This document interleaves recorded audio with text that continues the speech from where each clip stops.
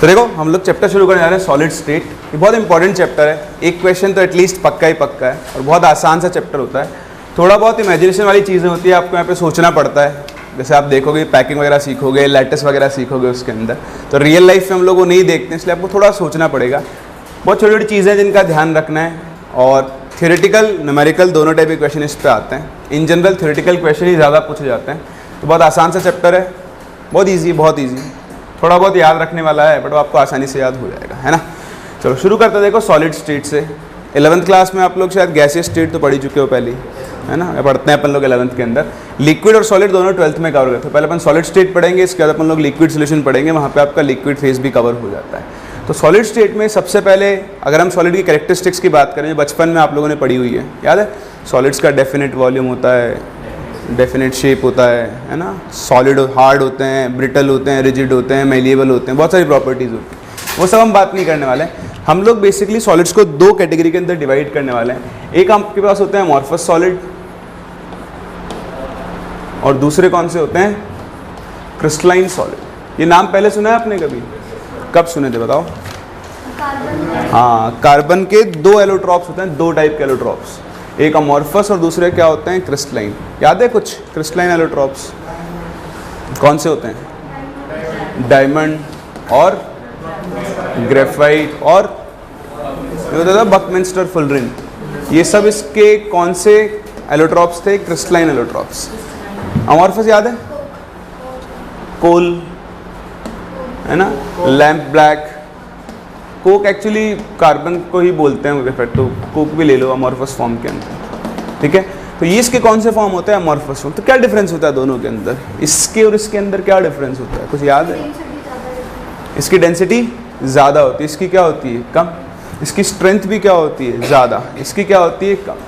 तो देखो दोनों ही सॉलिड फॉर्म है, लेकिन दोनों में डिफरेंस होता है। किस चीज़ का डिफरेंस होता है, पैकिंग का डिफरेंस होता है। एटम्स कितना क्लोजली पैक्ड है, एटम जितना क्लोजली और जितना ऑर्डरली अरेंज्ड होंगे, उसकी डेंसिटी, उसकी जो प्रॉपर्टीज़ होंगी वो अमॉर्फस सॉलिड से क्या करती जाएंगी, डिफर करती जाएंगी, ठीक।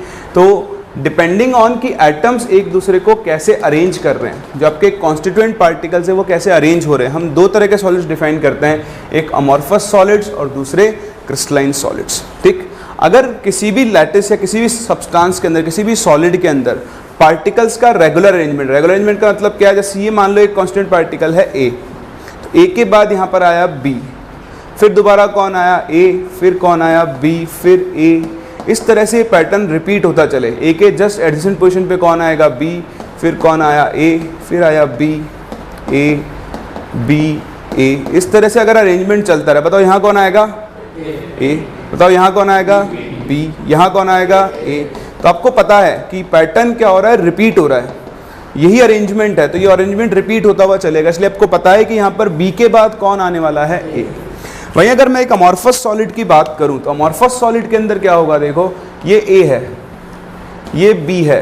अब बताओ आगे कौन आएगा, पता नहीं। सिंपल सा आंसर है, पता नहीं। क्यों, क्योंकि ये कैसा सॉलिड है, अमॉर्फस। इसमें अरेंजमेंट कैसा होता है, रैंडम, कोई ऑर्डर फॉलो नहीं होगा। हो सकता है बी के बाद ए आ जाए, हो सकता है ए के बाद फिर से कौन आ जाए, बी। बताओ अगला कौन आएगा, पता नहीं, हो सकता है फिर बी आ जाए, फिर इसके अगला बी हो सकता है। बताओ यहाँ कौन आएगा, कुछ भी आ सकता है। मान लो ए आ गया, यहाँ पर फिर से ए आ गया, यहाँ कौन आ गया, बी, फिर ए, फिर बी, फिर बी, फिर ए, कुछ भी बनता जाएगा। मतलब आप प्रिडिक्ट नहीं कर सकते हो। तो ये दो तरह के अरेंजमेंट होते हैं। अगर अरेंजमेंट ऐसे ऑर्डर को फॉलो कर रहा है तो उसे हम कौन सा सॉलिड बोलते हैं, क्रिस्टलाइन। अगर आपका अरेंजमेंट ऑर्डर फॉलो नहीं कर रहा है तो उसे हम कौन सा सॉलिड बोलते हैं, अमॉर्फस सॉलिड बोलते हैं। बोलो ये चीज़ समझ में आती है आप लोगों को, इसमें किसी को डाउट कोई, ठीक है। अब दूसरा, इनकी प्रॉपर्टीज़ कंपेयर करते हैं। सबसे पहले दो टर्म आप सीखो, एक होता है long range order, long range order, अभी लिखना नहीं है, आप लिख लेना, सब आ जाएगा सामने लिखा हुआ। और एक होता है शॉर्ट रेंज ऑर्डर। तो इस टर्म का मतलब आप समझें कि लॉन्ग रेंज ऑर्डर और शॉर्ट रेंज ऑर्डर क्या होता है। लॉन्ग रेंज ऑर्डर में क्या होगा, देखो A B A B A B, इसके बाद कौन आएगा, ए, फिर उसके बाद कौन आएगा, बी, फिर कौन आएगा, ए, फिर कौन आएगा, बी। तो ये ऑर्डर बहुत लंबी डिस्टेंसेस तक फॉलो होगा। वहीं पर आप देखो अमॉर्फस सॉलिड के अंदर एटम्स का अरेंजमेंट होता है, वो होता है short range order. Short range order कैसे, आप देखो यहाँ कौन था, ए बी ए बी, यहाँ तक तो ये ऑर्डर फॉलो हुआ, लेकिन उसके बाद क्या हो गया, ब्रेक हो गया। ए बी यहाँ तक फॉलो हुआ, फिर से ऑर्डर क्या हो गया आपका, ब्रेक हो गया। तो ऐसा आपको लग सकता है अमॉर्फस सॉलिड के अंदर कि कहीं कहीं पर ऑर्डर्ड अरेंजमेंट फॉलो हो रहा है, लेकिन वो बहुत लंबी डिस्टेंस तक फॉलो नहीं होता है। तो ऐसे सॉलिड्स को हम कौन से सॉलिड्स बोलते हैं, शॉर्ट रेंज ऑर्डर सॉलिड्स बोलते हैं। बोलो बात समझ में आ रही है, कोई डाउट है किसी को? ठीक, चलो। तो इसी तरह से हम क्या करते हैं, इनके एक एक करके सारे डिफरेंसेस को देखना शुरू करते हैं। तो आपके पास एक टेबल बनानी है, आपको टेबल ये आपके सामने है। ठीक, तो ये कुछ पॉइंट्स हैं, आप लिखना शुरू करें, हम एक एक करके सबको डिस्कस करते हुए चलते हैं। तो पहले 2 पॉइंट्स मैंने आपसे डिस्कस कर ही लिए हैं। एक कि order arrangement of constituent particles होता है, second random arrangement of constituent particles होता है। यहाँ पे आपको ग्राफ बनाना पड़ेगा थर्ड पॉइंट में, तो उस हिसाब से जगह बना लेना। छोटा सा ग्राफ बनाएंगे हमें कंपेयर करने के लिए, ठीक है। तो आप ऐसे 2 पॉइंट्स बनाओ, crystalline solids, amorphous solids. Crystalline solids वो होते हैं जिनमें ordered arrangement of constituent particles होता है, जबकि अमॉर्फस सॉलिड्स वो होते हैं जिनके अंदर random arrangement of constituent particles.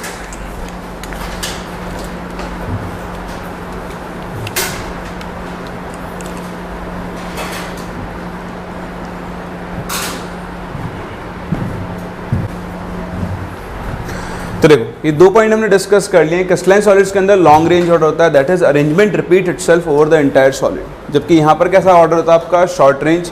थोड़ी देर के लिए आपको लग सकता है कि एक ऑर्डर चल रहा है, लेकिन थोड़ी देर बाद वो क्या वापस से क्या हो जाएगा, ब्रेक हो जाएगा। थर्ड और वेरी इंपॉर्टेंट पॉइंट, ये प्रॉपर्टी आप ध्यान रखें, जो क्रिस्टलाइन सॉलिड्स होते हैं उनका एक शार्प मेल्टिंग पॉइंट होता है और एक फिक्स्ड हीट ऑफ फ्यूजन होती है। फिक्स्ड क्या होती है बताता हूँ, हीट ऑफ फ्यूजन ही बताता हूँ मैं आपको। जबकि जो आपके अमॉर्फस सॉलिड्स होते हैं वो एक टेम्परेचर की रेंज के ऊपर मेल्ट करते हैं। जैसे आपको बताऊँ, आयरन का मेल्टिंग पॉइंट होता है 1327 डिग्री सेल्सियस। 1327 डिग्री सेल्सियस पे क्या होगा, आयरन सॉलिड किस में कन्वर्ट होगा, आयरन लिक्विड। ये आप आगे सीखोगे भी, और ये ध्यान रखना, कभी भी कोई सॉलिड मेल्ट होता है तो जब तक वो पूरा लिक्विड में कन्वर्ट नहीं हो गया तब तक टेम्परेचर क्या रहता है, कांस्टेंट। किसी भी सॉलिड की मेल्टिंग, जिसको हम फ्यूजन भी बोलते हैं, किसी भी लिक्विड का वेपराइजेशन, जिसको हम बॉइलिंग भी बोलते हैं, वो हमेशा कहाँ पर होता है, कांस्टेंट टेम्परेचर पर होता है। जब तक वो पूरा लिक्विड में नहीं बदल गया, टेम्परेचर कितना रहता है, 1327 डिग्री सेल्सियस रहता है। तो इसके लिए हम मेल्टिंग कर्व्स बनाते हैं। बहुत ध्यान से देखना, आप मेल्टिंग कर्व से समझ जाओगे कि दोनों में क्या डिफरेंस होता है। तो अगर हमें क्रिस्टलाइन सॉलिड के लिए कर्व बनाए, तो देखो हम ग्राफ बनाते हैं बिटवीन टेम्परेचर एंड टाइम। ठीक है, हम यू डाउनवर्ड मूव कर रहे हैं, बताओ हम डाउनवर्ड मूव करेंगे तो टेम्परेचर क्या होगा, डिक्रीज होगा। ठीक, तो आपके पास एक लिक्विड था एक लिक्विड था किसी टेम्परेचर पे, ऐसे कर लो, आप टेम्परेचर बढ़ा लो जैसे आपकी इच्छा है। तो एक सॉलिड था, आप सॉलिड को हीट करना शुरू करोगे तो उसका टेम्परेचर क्या होगा, राइज होगा। ठीक, तो इस तरह से आप हीट करोगे, देखो आप यूं से इधर से इधर चल रहे हो तो टेम्परेचर बढ़ेगा, टेम्परेचर बढ़ाओगे तो क्या होगा, सॉलिड का टेम्परेचर भी क्या होगा, इंक्रीज होगा। चाहो अब तो आप इधर से कर लो, ऐसे कर लो, यहाँ से कर लो। आप किसी एक फिक्स टेम्परेचर पर थे, आपने सॉलिड को हीट करना शुरू किया, तो सॉलिड को हीट करोगे तो देखो क्या होगा, उसका टेम्परेचर धीरे धीरे राइज होगा। ठीक है, राइज होकर एक पॉइंट आएगा जिसको हम क्या बोलते हैं, उसका मेल्टिंग पॉइंट। अब यहाँ तक सिर्फ और सिर्फ कौन एग्जिस्ट कर रहा होगा, बताओ, सॉलिड कर रहा होगा। ठीक, अब इस टेम्परेचर पर क्या होगा, सॉलिड किस में कन्वर्ट होना शुरू होगा, लिक्विड में। तो जब तक सारा सॉलिड लिक्विड में कन्वर्ट नहीं हो जाता तब तक टेम्परेचर क्या रहेगा, कांस्टेंट। अपने मेल्टिंग पॉइंट पर सॉलिड किस में कन्वर्ट होगा, लिक्विड में। मान लो इस पॉइंट पर कन्वर्ट हो गया, तो यहाँ कौन कौन एग्जिस्ट करेगा, लिक्विड प्लस सॉलिड दोनों एग्जिस्ट करेंगे।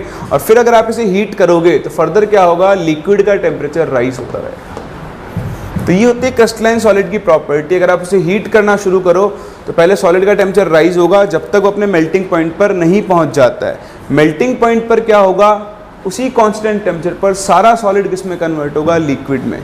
उसके बाद फर्दर टेम्परेचर क्या होगा, राइज। अब आप देखो, आप हीट तो कर ही रहे हो लगातार, ठीक, आप लगातार हीट कर रहे हो, लेकिन फिर भी यहाँ पर क्या हो रहा है, टेम्परेचर चेंज नहीं हो रहा। तो जो आप हीट सप्लाई कर रहे हो वो कहाँ गई, हाँ, वो कहाँ चली गई, लेटेंट हीट में। आप जब एक सॉलिड को लिक्विड में कन्वर्ट कर रहे हो तो बताओ आप सॉलिड के बीच के अट्रैक्शन फोर्सेस को ब्रेक कर रहे होंगे। तो जो भी हीट आप सप्लाई कर रहे हो वो इसके अट्रैक्शन फोर्सेस को क्या करने के काम में आ रही है, ब्रेक करने के काम में आ रही है। एक सॉलिड को एक सॉलिड को उसके लिक्विड में कन्वर्ट करने के लिए जो हीट आपको देनी पड़ती है उसे हम लोग क्या बोलते हैं, हीट ऑफ फ्यूजन। तो किसी भी एक गिवन सॉलिड के लिए एक फिक्स्ड वैल्यू होती है हीट ऑफ फ्यूजन की, जिसे हम लोग एंथैल्पी ऑफ फ्यूजन के नाम से भी जानते हैं। इस चीज़ को आप लोग आगे पढ़ोगे भी थर्मोडायनेमिक्स के अंदर, ठीक है। तो बेसिक सी चीज़ ये है कि यहाँ पर जब एक क्रिस्टलाइन सॉलिड होगा तो उसकी एक प्रॉपर हीट ऑफ फ्यूजन होती है। ये इसका हीटिंग कर्व है, आप इसका कूलिंग कर्व भी बना सकते हो। जब आप इसका कूलिंग कर्व बनाओगे तो कूलिंग कर्व इसका उल्टा हो जाएगा, उसमें आप कूल करोगे तो टेम्परेचर डाउन होगा। तो यहाँ तक तो कौन एग्जिस्ट कर रहा होगा बताओ, लिक्विड। ये लिक्विड फिर किस में कन्वर्ट होगा, सॉलिड। और यहाँ कौन एग्जिस्ट कर रहा होगा, आपका सॉलिड। तो ये ए से बी, बी से सी और सी से डी। बी से सी वाले पोर्शन बताओ कौन कौन एग्जिस्ट कर रहा होगा, लिक्विड प्लस सॉलिड। तो ये इसका हीटिंग कर्व है। बताओ ये कौन सा कर्व होगा इसके लिए, कूलिंग कर्व। बात समझ में आती है, ठीक। फर्दर अगर ये ऐसा ही ग्राफ, सेम ग्राफ आप बनाओ किसके लिए, अमॉर्फस सॉलिड के लिए। तो अमॉर्फस सॉलिड के लिए देखो क्या होता है, उसके लिए हम कूलिंग कर्व बना रहे हैं।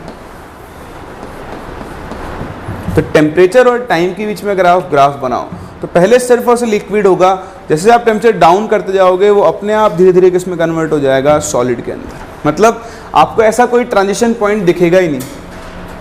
लिक्विड सॉलिड था, ठीक है, लिक्विड था मान लो, तो आपने हीट करना शुरू किया, धीरे धीरे वो अपने आप किसके अंदर कन्वर्ट हो जाएगा, सॉलिड के अंदर कन्वर्ट होता जाएगा कूलिंग करने पर। सेम इस तरह अगर आप हीट करोगे तो सॉलिड धीरे धीरे अपने आप किसमें कन्वर्ट हो जाएगा, लिक्विड के अंदर कन्वर्ट हो जाएगा। उसका टेम्परेचर क्या होता जाएगा, राइज होता जाएगा।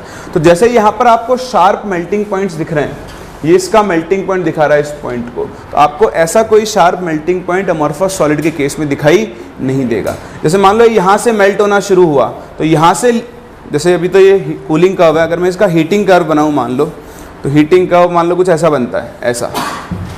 तो इस टेम्परेचर से आपने ये मेल्ट होना शुरू हुआ, तो आगे मान लो इस टेम्परेचर तक ये पूरा मेल्ट होगा। तो किसी फिक्स टेम्परेचर पर मेल्ट नहीं हो रहा है, जैसे से मेल्ट होता जा रहा है वैसे साथ साथ टेम्परेचर भी क्या होता जाता है, बढ़ता जाता है।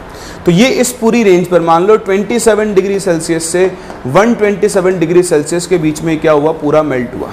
जब एक अमॉर्फस सॉलिड मेल्ट होता है तो पहले वो सॉफ्ट होता है, मोल्ड आप करते हैं उसको, मोल्ड कर सकते हैं हम किसी भी, जैसे प्लास्टिक होता है, प्लास्टिक देखा आप लोगों ने, आप प्लास्टिक को हीट करो तो प्लास्टिक जैसे आप टेम्परेचर बढ़ाते जाओगे वो क्या होता जाएगा, और ज़्यादा मेल्ट होता जाएगा। तो ये अमॉर्फस सॉलिड्स की प्रॉपर्टी होती है कि एक फिक्स टेम्परेचर पर मेल्ट नहीं होते, ये एक पूरी रेंज के ऊपर मेल्ट होते हैं। और इसी वजह से आप अमॉर्फस सॉलिड्स को दूसरी फॉर्म के अंदर मोल्ड कर सकते हो। इनकी मोल्डिंग बड़ी आसान होती है, आप एक शेप से बदलकर इसको कौन सी शेप में बदल सकते हो, दूसरी शेप के अंदर कन्वर्ट कर सकते हो। ध्यान रख लोगे ये चीज़। तो इन दोनों के कर्व्स हैं, ये आप ध्यान रखें। ये दोनों कर्व बना लो क्रिस्टलाइन सॉलिड के लिए, और ये ग्राफ बना लो आप अमॉर्फस सॉलिड्स के लिए, है ना। थ्योरी तो पॉइंट तो आपका लिखा हुआ है ही, ये एक रेंज पर मेल्ट करते हैं और इनके लिए हीट ऑफ फ्यूजन की वैल्यू फिक्स नहीं होती है, ठीक। बन गया ग्राफ।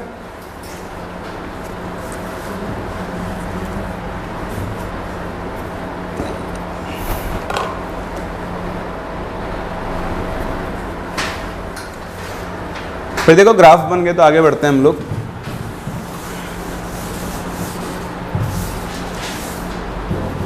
देखो अगला पॉइंट पढ़ो, क्या कह रहा है कि जो आप क्रिस्टलाइन सॉलिड्स हैं उनको हम स्लो कूलिंग से प्रोड्यूस करते हैं, जबकि अमॉर्फस सॉलिड को कैसे प्रोड्यूस करते हैं, रैपिड कूलिंग से। तो आप एक लिक्विड को अगर धीरे धीरे कूल करोगे तो क्या कर रहे हो, आप टाइम दे रहे हो उसके पार्टिकल्स को सेटल होने का, पार्टिकल्स को एक प्रॉपर अरेंजमेंट में आने का जब टाइम मिलता है तो आपके पास कौन सा सॉलिड प्रोड्यूस होगा, क्रिस्टलाइन। अगर आप रैपिड कूलिंग कर दोगे तो आपने क्रिस्टल्स को टाइम ही नहीं दिया, पार्टिकल्स को जैसे थे वैसे के वैसे फ्रीज हो जाएंगे वो तो बस, अगर आपने बहुत तेज़ कूल कर दिया तो ध्यान रखना मेथड्स ऑफ प्रिपरेशन भी होता है इनका। अगर आप स्लो कूलिंग करोगे तो इन जनरल क्रिस्टलाइन सॉलिड्स बनते हैं, अगर आप रैपिड कूलिंग करोगे तो इन जनरल कौन से सॉलिड्स बनते हैं, अमॉर्फस सॉलिड्स बनते हैं। नेक्स्ट ट्रू सॉलिड्स, या फिर इन्हें हम स्यूडो सॉलिड्स और सुपर कूल लिक्विड्स भी बोलते हैं। तो इस प्रॉपर्टी से भी एक बहुत ही इंपॉर्टेंट पॉइंट आता है, एक इंपॉर्टेंट टाइप ऑफ क्वेश्चंस। अगर आपसे कोई कहता है ट्रू सॉलिड, तो वो हमेशा कौन से सॉलिड्स होंगे, crystalline solids. Amorphous solids true solids नहीं होते हैं, और इनका एक और नाम होता है क्या, सुपर कूल्ड लिक्विड्स। इनको हम सुपर कूल्ड लिक्विड्स क्यों बोलते हैं, as they have a tendency to flow, इनकी फ्लो करने की टेंडेंसी होती है। तो आप यहीं पे साथ में लिख देना, amorphous solids have और टेंडेंसी टू फ्लो। ठीक, अब इनकी जो फ्लोइंग टेंडेंसी है उसके ऊपर एक बहुत छोटा सा क्वेश्चन बनता है, हम इसको पॉइंट बना के लिख लेते हैं, और जहाँ टेबल बने उसके साइड में ही पॉइंट बना के लिख लो आप। देखो एक क्वेश्चन बनता है, आप देखते हो ना, जैसे ये गेट अपने पास डोर लगा हुआ है, इसमें ग्लास लगा हुआ है, ग्लास पैनल। तो क्या होता है, बिल्डिंग्स के अंदर, विंडो के अंदर या गेट डोर्स के अंदर आप जो ग्लास पैनल्स लगाते हो, तो जिस दिन वो ग्लास पैनल इंस्टॉल किया जाता है तो उसके अपर एज और उसके लोअर एज दोनों की थिकनेस क्या होती है, सेम होती है। मान लो ये भी 1 mm है ऊपर भी, और ये भी 1 mm है नीचे वाले एज की थिकनेस भी, तो दोनों एज की थिकनेस क्या होती है, सेम होती है। ओवर टाइम 10-15 साल बाद, ऐसा नहीं कि 2-4 दिन बाद ही, 10-15 साल बाद आकर जब आप वापस इन दोनों के थिकनेस को कंपेयर करोगे, आफ्टर अराउंड 15 ईयर्स आप आए, तो आप यहाँ पर देखोगे कि इसके अपर एज और लोअर एज की थिकनेस में क्या आ चुका है, डिफरेंस आ चुका है। लोअर एज की थिकनेस स्लाइटली बढ़ जाती है, मान लो 1.05 mm हो गई, और अपर एज की थिकनेस थोड़ी सी कम हो जाती है, मान लो 0.98 mm हो गई। ऐसा क्यों होता है, क्यों ग्लास विंडोज़ के जो पैनल्स हैं उनकी अपर और लोअर एज की थिकनेस में डिफरेंस आ रहा है? क्योंकि ग्लास कैसा सॉलिड है, एक अमॉर्फस सॉलिड है। वो एग्जांपल लिखे हैं आपके सामने नीचे। तो ग्लास एक अमॉर्फस सॉलिड है, ये क्या करता है, बहुत धीरे धीरे फ्लो करता है, और बहुत धीरे धीरे फ्लो करने की वजह से इनको हम लोग क्या बोलते हैं, सुपर कूल्ड लिक्विड्स। जैसे एक बहुत कूल लिक्विड फ्लो करेगा वैसे ही ये फ्लो करते हैं, और ओवर द टाइम ग्लास यहाँ से आकर यहाँ पर अकोमुलेट होना शुरू हो जाता है। इसलिए लोअर एज की थिकनेस क्या होती है, अपर एज की थिकनेस से ज़्यादा होती है। ठीक है, तो ये आप ध्यान रखना, ये छोटे छोटे क्वेश्चन बोर्ड्स में भी पूछ लेते हैं कभी कभी, और जेई वेई में तो नहीं पूछते हैं खैर, बट हाँ कहीं ना कहीं आपको मिल जाएंगे ऐसे क्वेश्चन। तो आप यहाँ पे एक पॉइंट लिखो, amorphous solids have tendency to flow due to विच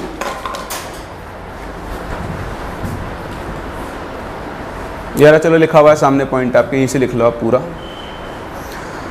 कि amorphous solids are called super cooled liquids due to their tendency to flow very slowly over time.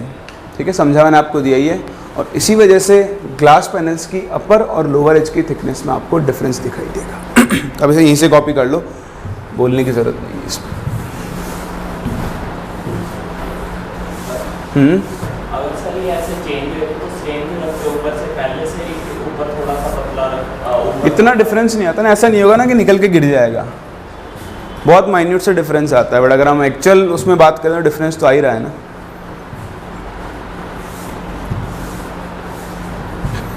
इतना डिफरेंस भी नहीं आएगा कि वो मतलब निकल के गिरी जाए या कुछ उससे नुकसान हो, और बनाने वाले को पता नहीं है ना आप कहाँ यूज़ करोगे ग्लास को। ऐसा ना कि एक विंडो के फ्रेम के लिए एक ही ग्लास बनेगा, तो बहुत बड़ी शीट बनती है, उससे कट कट के आपके लगाए जाते हैं, तो यूनिफॉर्म थिकनेस की शीट बनानी पड़ेगी आपको हमेशा।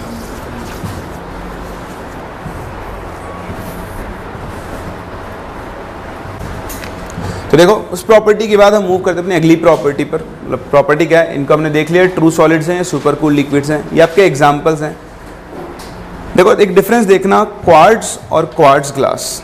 ठीक है, वैसे क्वार्ट्ज को भी लोग अमॉर्फस के अंदर ही काउंट करते हैं। जैसे मान लो आपसे अमॉर्फस सॉलिड्स पूछा है और एक ऑप्शन है क्वार्ट्ज, बाकी ऑप्शन है आयरन, कॉपर, जिंक, तो ऑब्वियसली फिर आप किसको टिक करोगे, क्वार्ट्ज को।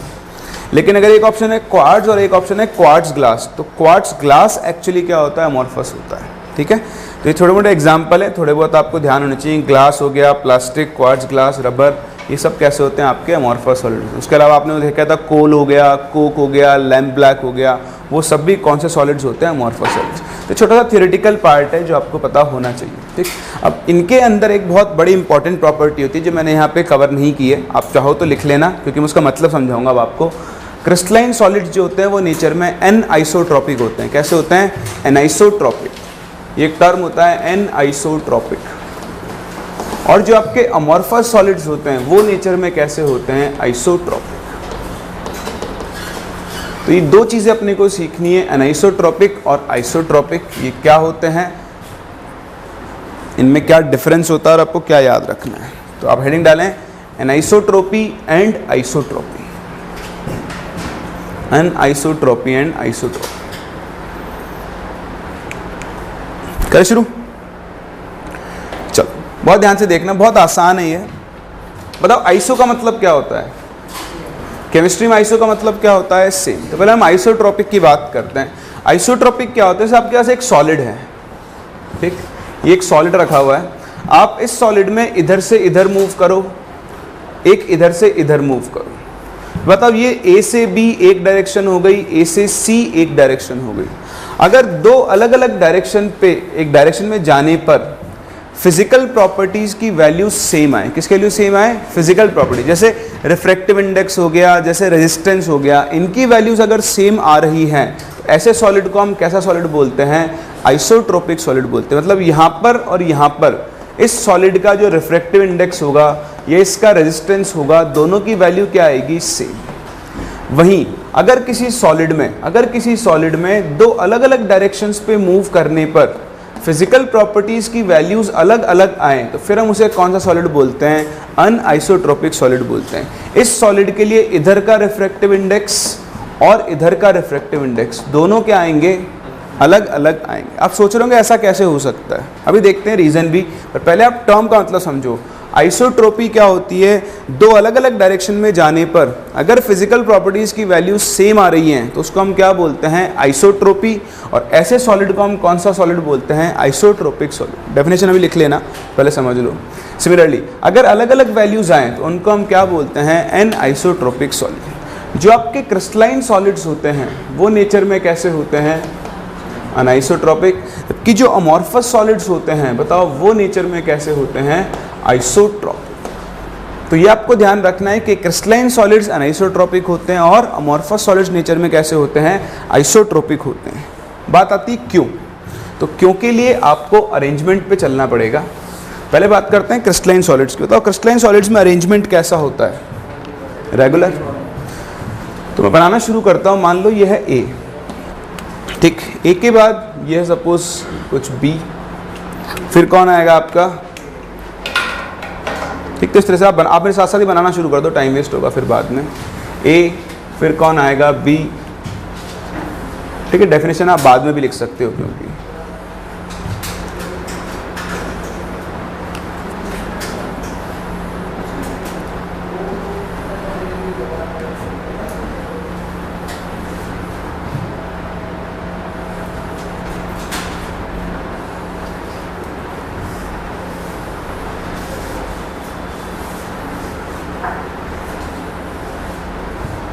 ठीक है। तो ये है, ये बी है, ये फिर कौन आएगा? ए ए ए ए,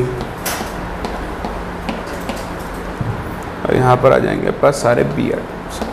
तो इस तरह से देखो रेगुलर अरेंजमेंट चल रहा है, हर ए के बाद बी रिपीट हो रहा है, हर ए को चारों तरफ से बी ने सराउंड कर रखा है, हर बी को चारों तरफ से ए ने सराउंड कर रखा है। तो ये एक रेगुलर पैटर्न चल रहा है, ठीक। अब इस रेगुलर पैटर्न के अंदर हम लोग क्या कर रहे हैं? डायरेक्शंस बनाते हैं।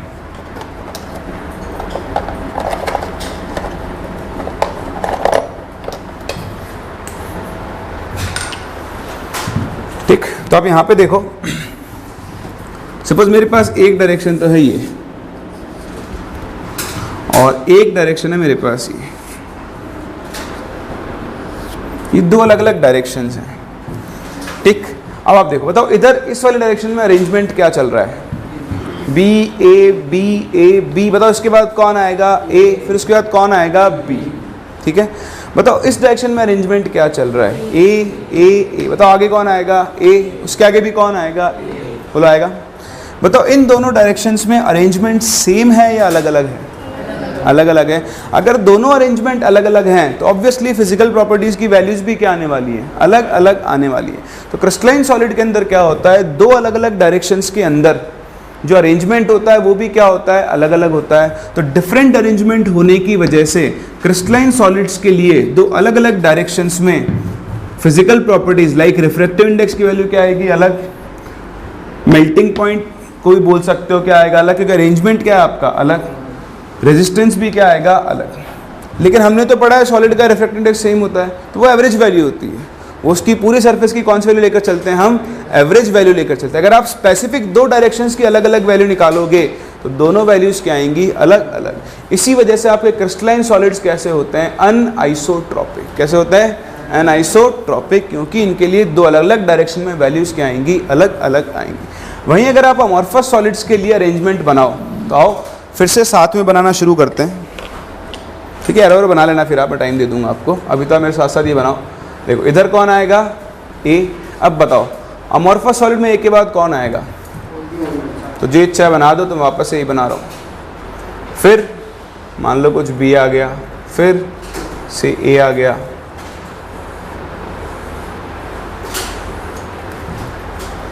कुछ भी चल सकता है, कोई फिक्स है ही नहीं, कुछ भी आपकी मर्जी हो, जो बनाते जाओ, कोई फर्क नहीं पड़ेगा।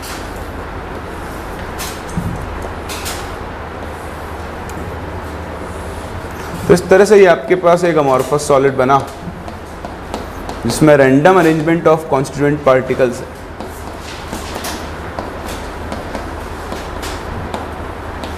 सही है। अब आप मुझे बताओ, हम यहां पर भी दो डायरेक्शन चूज करते हैं, एक ये डायरेक्शन और एक ये डायरेक्शन, ठीक है। A B B A B, बताओ आगे कौन आएगा, पता नहीं। ए बी ए, बताओ आगे कौन आएगा, कुछ भी नहीं पता, कुछ भी आ सकता है। मतलब अरेंजमेंट क्या है, टोटली रैंडम है। तो जब इधर भी कुछ भी आ सकता है, इधर भी कुछ भी आ सकता है, हमें पता ही नहीं, हम प्रेडिक्ट ही नहीं कर सकते, तो हमारे लिए दोनों डायरेक्शंस को हम लोग क्या मान लेते हैं, सेम। कि भाई जब इधर भी अरेंजमेंट रैंडम है, इधर भी अरेंजमेंट रैंडम है, तो हमारे लिए तो दोनों डायरेक्शन से क्या हो चुकी हैं, सेम। तो ध्यान रखना, अमॉर्फस सॉलिड्स में रैंडम अरेंजमेंट की वजह से हम दोनों डायरेक्शंस को सेम मान लेते हैं। अब अगर दोनों तरफ अरेंजमेंट सेम है, तो बताओ प्रॉपर्टीज़ की वैल्यूज़ भी क्या आने वाली है, सेम। इसलिए जो आपके अमॉर्फस सॉलिड्स होते हैं वो नेचर में कैसे होते हैं, आइसोट्रोपिक होते हैं। तो ये आप ध्यान रखना, ये बहुत इंपॉर्टेंट प्रॉपर्टी है, आपसे डायरेक्ट पूछी जा सकती है। क्रिस्टलाइन सॉलिड्स एनाइसोट्रोपिक होते हैं, जबकि अमॉर्फस सॉलिड्स नेचर में कैसे होते हैं, आइसोट्रोपिक होते हैं। कोई डाउट, समझ में आ रहा है? चलो, तो पहले आप ये डायग्राम बनाओ, उसके बाद फिर हम इनकी डेफिनेशंस लिखते हैं।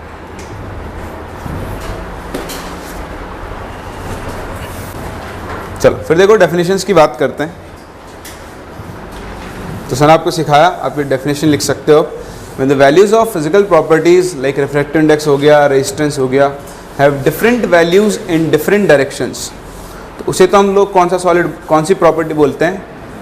The phenomena is called anisotropy and the solid is known as anisotropic। ठीक, तो जब अलग अलग डायरेक्शंस में अलग अलग वैल्यूज आ रही हैं तो उसे हम एनाइसोट्रोपिक सॉलिड बोलते हैं। और सेम इसी तरह जब अलग अलग डायरेक्शंस में सेम वैल्यूज आएंगी तो उसे हम कौन सा सॉलिड बोलेंगे, आइसोट्रोपिक सॉलिड।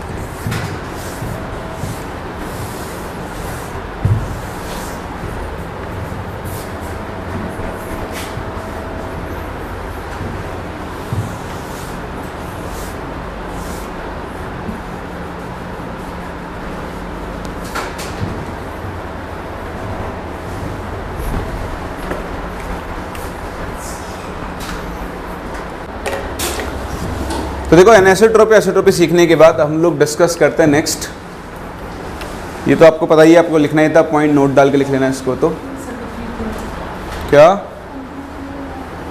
ये सब अपन ने डिस्कस कर लिया है ना, सारे पॉइंट्स। ये रीज़न है क्यों एनिसोट्रोपिक होते हैं, क्यों आइसोट्रोपिक होता है। ठीक, तो ये सब अपन ने डिस्कस कर लिया। ये आपके लिखने के लिए नहीं है, एक बार सिर्फ पढ़ लो लैंग्वेज फॉर्म में। मैंने आपको सिखा दिया है कि भाई क्रिस्टलाइन सॉलिड्स के अंदर क्या होता है, अरेंजमेंट ऑफ पार्टिकल डिफरेंट होता है डिफरेंट डायरेक्शंस के अंदर, जबकि अमॉर्फस सॉलिड्स के अंदर क्या होता है, डिफरेंट डायरेक्शंस में अरेंजमेंट क्या होता है आपका, सेम। इसलिए इनको हम आइसोट्रोपिक बोलते हैं, इनको हम क्या बोलते हैं, एनिसोट्रोपिक। चलो नेक्स्ट हम बात करते हैं, अब देखो टाइप्स ऑफ क्रिस्टलाइन सॉलिड्स की। तो ये एक बहुत इंपॉर्टेंट पार्ट है, ये आप लोग केमिकल बॉन्डिंग के अंदर भी सीखते हो, ऑर्गेनिक केमिस्ट्री पढ़ते हो जब।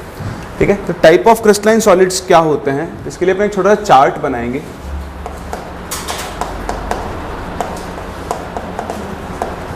ये जो हम क्लासिफिकेशन कर रहे हैं, this is based on type of constituent particles. ठीक, कॉन्स्टिट्यूएंट पार्टिकल जो उसको बना रहे हैं, तो डिपेंडिंग ऑन कॉन्स्टिट्यूएंट पार्टिकल्स को चार्ट आप ऐसे बना, जैसे मैं बना रहा हूं। आप सॉलिड्स को ब्रॉडली 4 कैटेगरीज के अंदर डिवाइड कर सकते हो। जो पहली कैटेगरी होती है वो होती है आयनिक सॉलिड्स। अब बताओ आयनिक सॉलिड्स में कॉन्स्टिट्यूएंट पार्टिकल्स कौन होंगे, आयंस, नाम से पता लग रहा है। कोई एग्जांपल दे सकते हो? हाँ, जितने भी आयनिक कंपाउंड, लाइक NaCl हो गया, लाइक MgCl2 हो गया, लाइक मान लो आपके पास कुछ MgO हो गया, Mg3N2 हो गया, ये सब आपके पास कौन से सॉलिड्स हैं? आयनिक सॉलिड्स हैं, क्योंकि इनके अंदर कॉन्स्टिट्यूएंट पार्टिकल्स कौन होते हैं? आयंस होते हैं। ठीक, फिर इनकी कुछ कॉमन प्रॉपर्टीज जो मैं लिखवा नहीं रहा हूँ पर आपको पता होनी चाहिए। बताओ, आयनिक सॉलिड्स इलेक्ट्रिसिटी कंडक्टर्स होते हैं या नहीं? सॉलिड्स नहीं होते, सॉलिड स्टेट में नहीं होते हैं, लेकिन लिक्विड स्टेट में होते हैं। तो आप ध्यान रखना, ये मोल्टन स्टेट में इलेक्ट्रिसिटी कंडक्टर होते हैं, सॉलिड स्टेट में क्या होते हैं? ये कंडक्टर नहीं होते हैं। ठीक, आयनिक सॉलिड्स के बाद जो सेकंड कैटेगरी आपकी आती है, दोज आर मेटालिक सॉलिड्स। कौन से सॉलिड्स? Metallic solids. बताओ, मेटालिक सॉलिड्स में कॉन्स्टिट्यूएंट पार्टिकल्स कौन होंगे? ये आपके मेटल एटम्स होंगे, और इनके एग्जाम्पल जैसे zinc, Fe, copper, sodium, magnesium, इन सब के क्रिस्टल्स। तो सिंस यहाँ पर आपके कॉन्स्टिट्यूएंट पार्टिकल्स मेटल आइटम्स हैं, इनको हम लोग किस कैटेगरी में रखते हैं? मेटालिक सॉलिड्स की कैटेगरी में। सेम ऐसे ही आप आगे चलो, थर्ड होते हैं नेटवर्क सॉलिड्स। नेटवर्क और कोवेलेंट सॉलिड्स आप इनको बोलो। क्या आपने डायमंड की स्ट्रक्चर पढ़ी है? बताओ, डायमंड के स्ट्रक्चर में क्या होता है? हर एक कार्बन बाकी कार्बन से टेट्राहेड्रल मैनर में ऐसे अरेंज होता है, और जो अगला कार्बन ने बना वो भी क्या होगा? ऐसे अरेंज होगा। इस तरह से अरेंज होते हुए वो क्या बनाते हैं? एक लार्ज 3 डायमेंशनल नेटवर्क बनाते हैं ऑफ कोवेलेंट बॉन्ड्स। तो सिंस यहाँ पर एक बहुत बड़ा नेटवर्क ऑफ कोवेलेंट बॉन्ड्स होता है, इन्हें हम नेटवर्क सॉलिड्स या फिर क्या बोलते हैं? कोवेलेंट सॉलिड्स के नाम से जानते हैं। तो इनके एग्जाम्पल्स आप थोड़े ध्यान रखना, जैसे आपके पास हो गया डायमंड, सिलिका, सिलिका जानते हो है ना, ग्रेफाइट, ये सब आपके कौन सी कैटेगरी के अंदर आते हैं? नेटवर्क या फिर कोवेलेंट सॉलिड्स की कैटेगरी में। अगर मैं आपसे सिलिका की स्ट्रक्चर की बात करूं तो कुछ ऐसी स्ट्रक्चर होती है, SiO पढ़ा है ना? इस तरह से क्या होता है, आपके पास पैटर्न चलता है पूरा।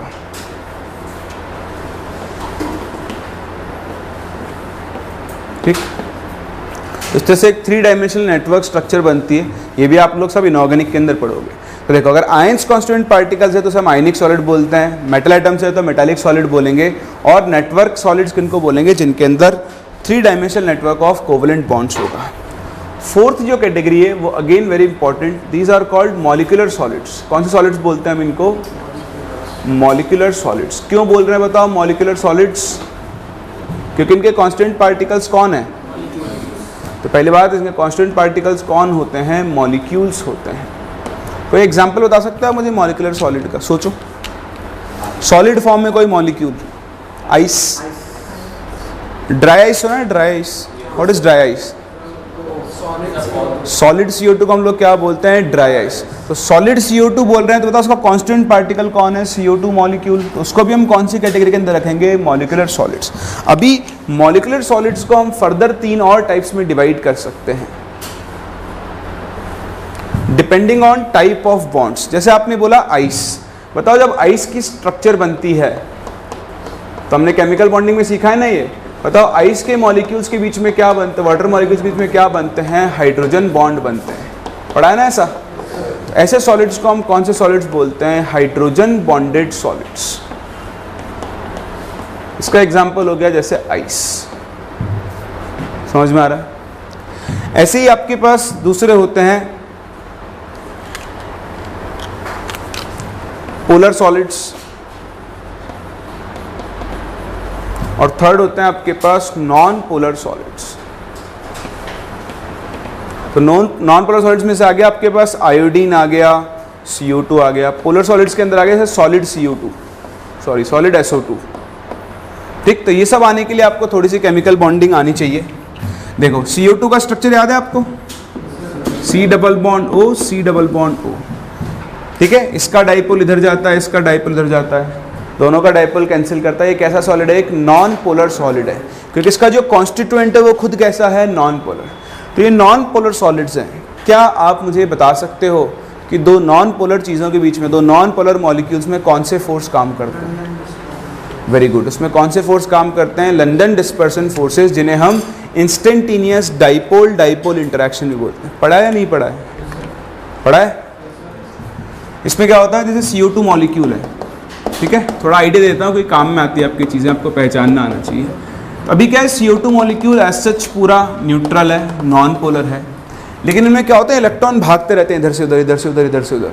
तो किसी इंस्टेंट पर मान लो इलेक्ट्रॉन्स की इधर एक्सेस हो गई, बताओ इस मॉलिक्यूल में एक इंस्टेंट के लिए कौन सा चार्ज आएगा, नेगेटिव, और इस वाले साइड में नेगेटिव की जगह कौन सा आएगा, चार्ज पॉजिटिव। अब इसका नेगेटिव चार्ज, अब देखो यहाँ नेगेटिव, ये मॉलिक्यूल पास पास में है, तो इसके इलेक्ट्रॉन को रिपेल करेंगे, बताओ इसके इलेक्ट्रॉन किधर मूव करेंगे, उस तरफ मूव करेंगे, तो इस वाली साइड पे भी कैसा चार्ज आएगा, पार्शियल नेगेटिव, इस पर कैसा चार्ज आएगा, पार्शियल पॉजिटिव। एक इंस्टेंट के लिए इन दोनों के बीच में देखो डाइपोल जनरेट हो गया, सॉरी उल्टा बोल दिया, इधर चार्ज आएगा पॉजिटिव, इधर चार्ज आएगा नेगेटिव। बताओ क्या नेगेटिव पॉजिटिव एक दूसरे को अट्रैक्ट करेंगे, तो इनके बीच में देखो ये फोर्स जनरेट हो जाएगा, जिसे हम इंस्टेंटेनियस डाइपोल इंटरेक्शन बोलते हैं, या फिर हम इन्हें लंदन डिस्पर्जन फोर्सेस के नाम से भी जानते हैं। बहुत वीक होते हैं, लेकिन दो नॉन पोलर मॉलिक्यूल्स के बीच में हमेशा यही टाइप ऑफ फोर्स एग्जिस्ट करेगा, समझ में आता है, ठीक। तो यहाँ पे आप ये लिखना नॉन पोलर सॉलिड्स के अंदर कौन सा फोर्स काम करता है, तो यहाँ पे आप लिखना इंस्टेंटेनियस डाइपोल इंटरेक्शन।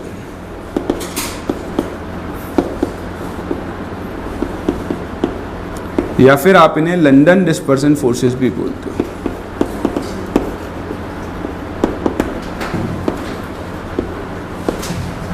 ठीक, ऐसे ही जो पोलर सॉलिड्स होते हैं, इनके बीच में कौन से फोर्स काम करते हैं, डाइपोल इंटरेक्शन।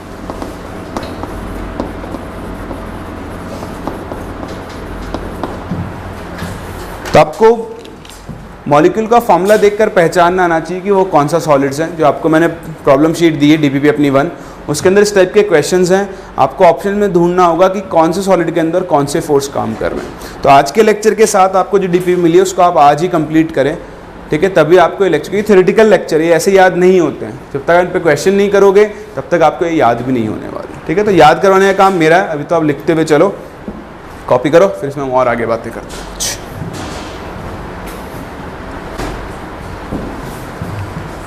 फिर देखो नेक्स्ट, अब आप इस चैप्टर में एक्चुअली एंटर कर रहे हो, तो आप इंट्रोडक्शन देख रहे थे कि क्या सॉलिड्स होते हैं, ये थोड़ा बहुत, ये आप एक्चुअली केमिकल बॉन्डिंग में भी सीखोगे इन चीज़ों को, ठीक है, बट यहाँ पे आपको ये पता होना चाहिए। नेक्स्ट, अब सबसे इंपॉर्टेंट बात, क्रिस्टल लैटिस। आपने लैटिस का नाम कई बार सुना होगा, लेकिन कभी समझे नहीं होंगे लैटिस एक्चुअली क्या होता है।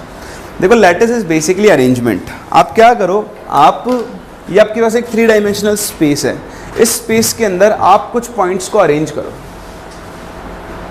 एक रेगुलर पैटर्न के अंदर। तो मैंने अरेंज किया ऐसे, यहाँ मैंने पॉइंट्स को अरेंज किया, ये अरेंजमेंट हो गया। इस अरेंजमेंट को मैं क्या बोल दूंगा, लैटिस। ऐसे ही सेम इतनी डिस्टेंस पर मैं एक और बना दूं, जैसे यहाँ अरेंज किया है सेम वैसे ही यहाँ पर भी अरेंज करते हुए चलो, ऐसे ही ऊपर बना दूं। तो इस तरह से अगर मैं पॉइंट्स को 3 डायमेंशनल स्पेस के अंदर रेगुलरली अरेंज कर रहा हूं, तो इस अरेंजमेंट को हम लोग क्या बोलते हैं, एक लैटिस। बात नंबर 1, ये जो पॉइंट्स आप अरेंज कर रहे हो, इन पॉइंट्स को हम लोग किस नाम से जानते हैं, लैटिस पॉइंट्स के नाम से जानते हैं, ठीक। ये लैटिस पॉइंट्स एटम्स को रिप्रेजेंट कर सकते हैं, मॉलिक्यूल्स को रिप्रेजेंट कर सकते हैं, या फिर आयंस को। कहने का मतलब ये lattice points basically constituent particles को रिप्रेजेंट करते हैं। किसको रिप्रेजेंट करते हैं, कॉन्स्टिट्यूएंट पार्टिकल्स। जैसे मैं आपसे बात करूं जिंक के लैटिस की, तो बताओ ये लैटिस पॉइंट किसको रिप्रेजेंट कर रहे होंगे, जिंक एटम को। मैं आपसे बात करूं NaCl के लैटिस की, तो बताओ लैटिस पॉइंट किसको रिप्रेजेंट कर रहे होंगे, Na+ एंड Cl- आयंस को रिप्रेजेंट कर रहे हो। मैं आपसे बात करूं CO2 के सॉलिड की, तो बताओ लैटिस पॉइंट किसको रिप्रेजेंट कर रहे होंगे, एक CO2 मॉलिक्यूल। बात समझ में आ रही है। तो कभी ये मत सोचना आप आगे जाकर कि ये लैटिस है, इसमें इस पॉइंट पर CO2 कैसे आ सकती है। अगर वो CO2 का लैटिस है तो हर पॉइंट किसको रिप्रेजेंट कर रहा है, एक CO2 मॉलिक्यूल को रिप्रेजेंट कर रहा है। बोलो बात समझ में आती है। चलो, तो इस तरह से हम डिफाइन करते हैं लैटिस पॉइंट। बात नंबर 3, 2 बात तो हो गई, एक अरेंजमेंट, एक ये।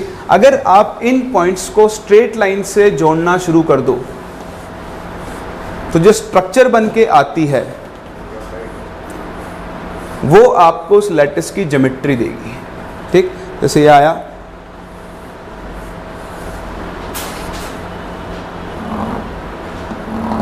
ठीक है, ये देखो ये कौन सा लैटिस बन गया आपका, हेक्सागोनल लैटिस बन गया। ऐसे ही आप और अरेंज करो, इस पॉइंट को इससे कनेक्ट करो, इस पॉइंट को इससे कनेक्ट करो, इसको इससे कनेक्ट करो, इसको इससे कनेक्ट करो, इस वाले को इससे कनेक्ट करो, इस वाले को इससे कनेक्ट करो।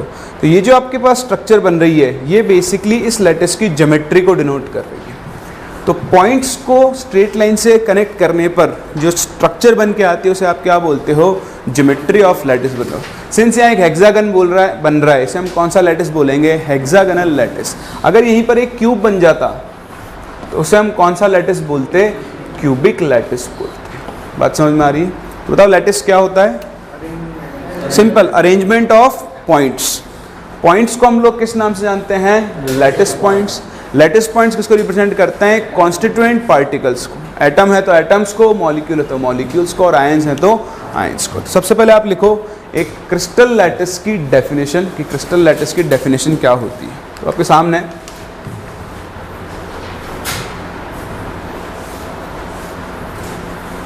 कि regular arrangement of points in 3 dimensional space is called a lattice. पहली चीज।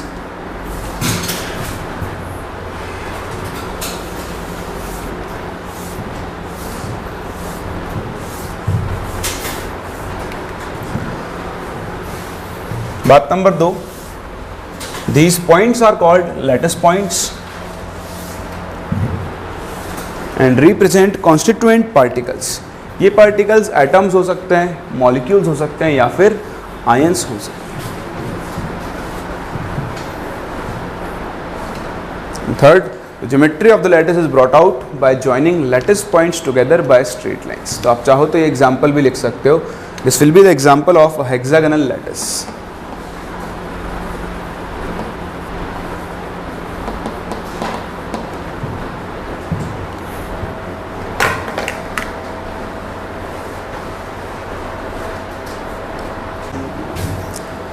तो देखो लैटिस की प्रॉपर्टीज़ को डिफाइन करने के बाद लैटिस क्या होता है, हम लोग मूव करते हैं अपने अगले और बहुत ही इंपॉर्टेंट टर्म पे, यूनिट सेल।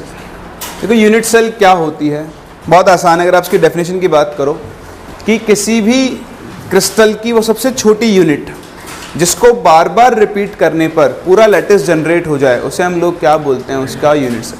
फॉर एग्जाम्पल हम इस रूम की बात करें तो ये रूम किससे मिलकर बना है, ब्रिक्स। हर एक ब्रिक को आपने अरेंज करना शुरू किया 3 डायमेंशनल स्पेस के अंदर, तो क्या जनरेट हो गया आपका पूरा का पूरा रूम। बताओ उस ब्रिक को आप लोग क्या बोल सकते हो, एक यूनिट सेल। आप ये ध्यान रखना, एक यूनिट सेल एक क्रिस्टल की छोटी सी फोटो होती है।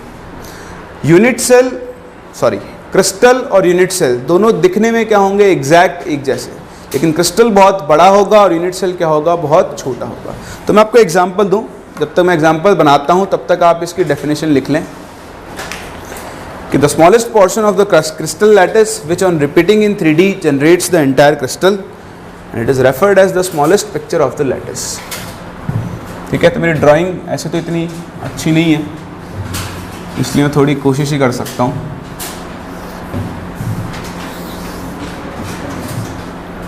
क्या हुआ,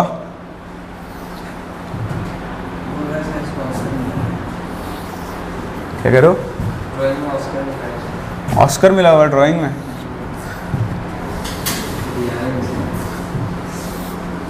फिर आप FM हुसैन बन जाना।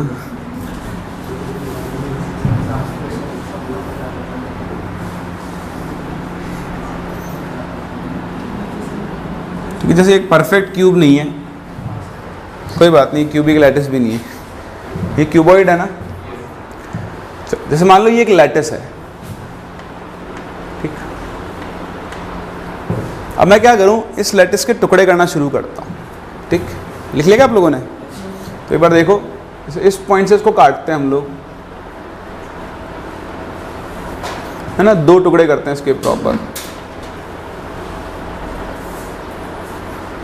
बताओ ये दोनों पोर्शन एक जैसे हैं या नहीं है?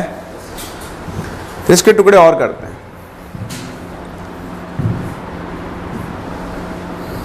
इस बार इसको यहां से काटते हैं।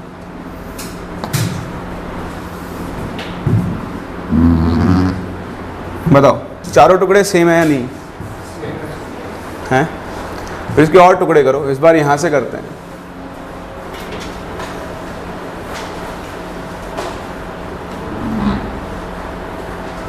ऐसे एक टुकड़ा यहाँ से भी कर दो।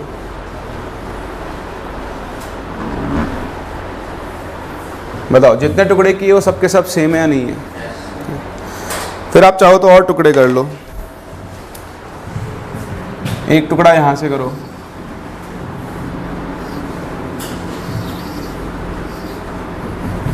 एक यहाँ से करो, थोड़ा गलत चला गया, चलो कोई नहीं, समझने वाली बात है। बताओ सारे टुकड़े सेम हैं या फिर नहीं? इस तरह से आप इसको काटते हुए चलो, वो जो लास्ट टुकड़ा होगा, जो सबसे छोटा टुकड़ा जो सेम है, जो एग्जैक्ट इसी बड़े वाले क्रिस्टल है, जो वाइट क्रिस्टल बना हुआ है इसी का एग्जैक्ट रेप्लिका है, बट वो क्या है, सबसे छोटा है, उसे हम लोग क्या बोलते हैं, यूनिट सेल। फॉर एग्जाम्पल अगर मैं बात करूं, चलो मैं यहीं तक काट सकता हूं मान लो, तो ये जो एक बॉक्स बन रहा है ये वाला,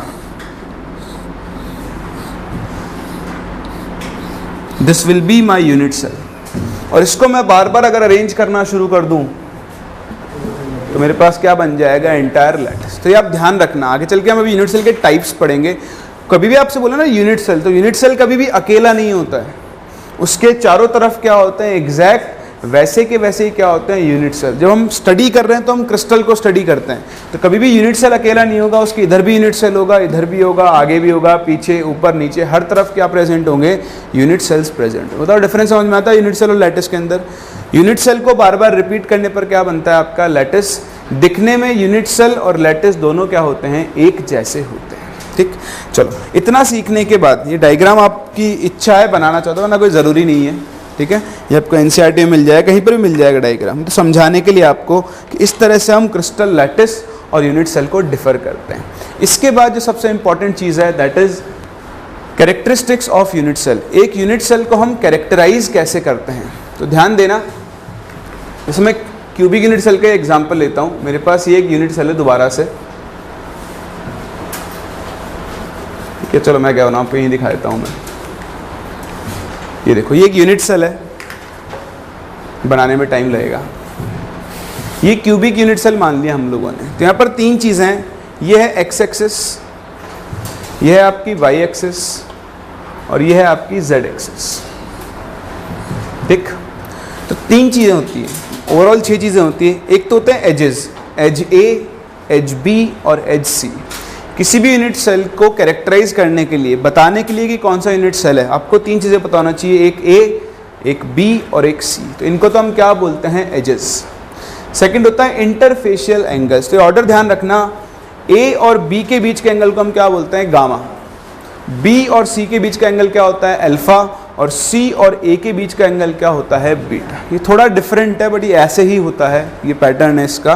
तो ए और बी उल्टा चलना है आपको। अभी आज तक आप सोचते होंगे कि ए और बी में अल्फा ही आना है, तो उल्टा चलो, ए और बी में क्या आएगा, गामा, फिर आप साइकिल बना लो, बी से सी में क्या आएगा, बीटा, और सी से ए में क्या आएगा आपका, गामा। तो इन 6 चीज़ों के बेसिस पर हम एक यूनिट सेल को क्या करते हैं, कैरेक्टराइज करते हैं।